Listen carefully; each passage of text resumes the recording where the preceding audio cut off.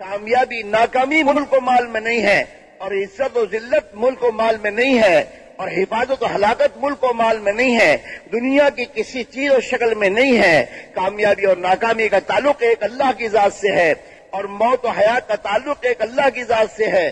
جیسے موت و حیات کا مالک ایک اللہ ہے، ایسے موت و حیات کے بیچ میں جتنے بھی حالات انسانوں پر آ رہے ہیں، ان تمام کے حالات کا لانے والا اور ان تمام حالات کو صحیح حالات سے بدلنے والا بھی ایک اللہ ہے۔ اس پوری کائنات کا خالق اللہ، اور اس پوری کائنات کا مالک بھی اللہ، اور اس پوری کائنات میں متصرف بھی ایک اللہ ہی کی ذات ہے۔ چاہے دنیا کی چیزیں انسانوں کے ہاتھوں میں ہوں، لیکن اس پر پورا تصرف ایک اللہ کا ہے۔ ایک اللہ کی ذات عالی ہے جو پوری دنیا کا مالک وہ ہے، پوری دنیا کا خالق وہ ہے، اور پوری دنیا کی ہر چیز اسی کی قدرت کے ماتحت ہے، اسی کے کنٹرول میں ہے۔ اس کے ارادے کے بغیر درخت کا پتا نہیں ہل سکتا۔ وہ خالق بھی ہے، وہ مالک بھی ہے، وہ متصرف بھی ہے۔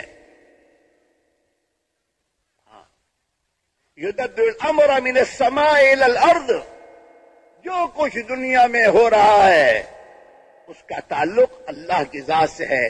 آسمان سے اس کی تدبیر ہو رہی ہے، آسمان سے فیصلے آ رہے ہیں زمین پر، اور آسمانوں کے فیصلے انسانوں کے اعمال پر ہیں۔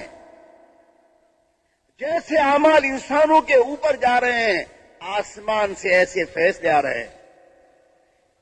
جب انسان اللہ کو مان کر، اللہ کی مان کر زندگی گزارنا شروع کرتا ہے، اللہ کو ماننا جیسا کہ وہ اپنی ذات و صفات کے اعتبار سے ہے،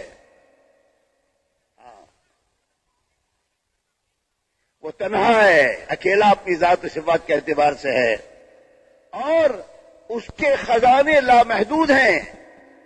وہ اپنے ارادے میں دوستو، اس کا ارادہ جب وہ ارادہ کرتا ہے، ارادے کے ساتھ کن کہہ دے تو وہ چیز وجود میں آ جاتی ہے۔